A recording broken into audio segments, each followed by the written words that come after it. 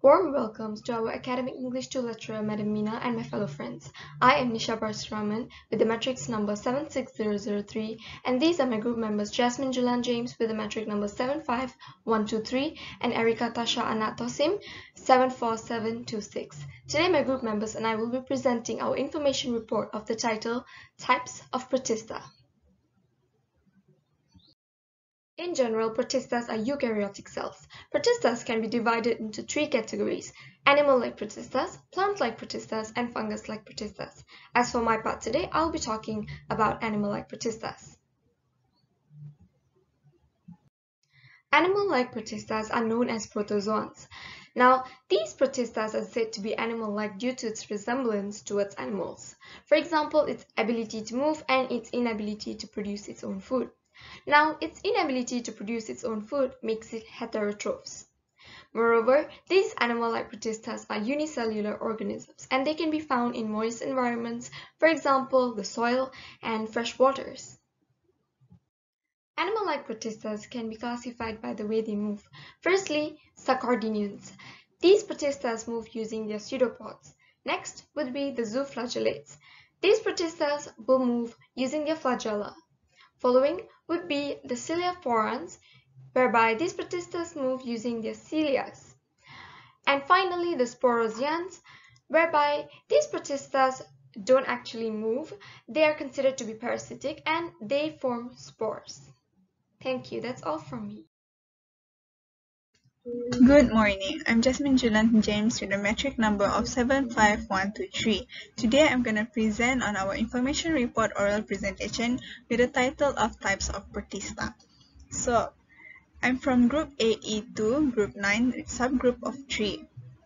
My group members are Neesha Parseraman with metric number of 76003 and Erika, Tasha, Anak, Tosim with metric number of 74726.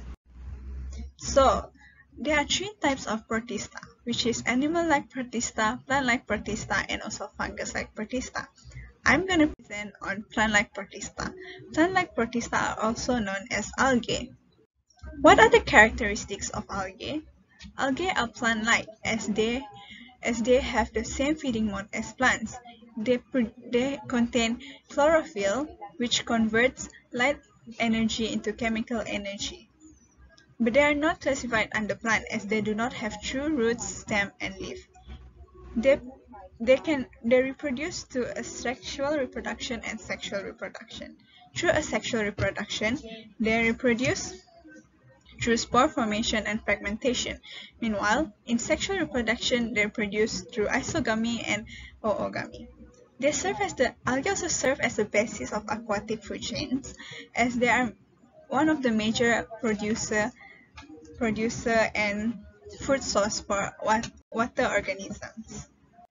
So for the classification of plant-like protista, for chlorophyta we have Chlamydomonas species, which is also known as the green algae. For rhodophyta we have Chondrus, which is the red algae, and for phaeophyta we have Fucus species, which is the brown algae. For Euglenozoa is Euglena species, and Heterocontophyta is Halopteris flicina. Thank you. That's it from my presentation.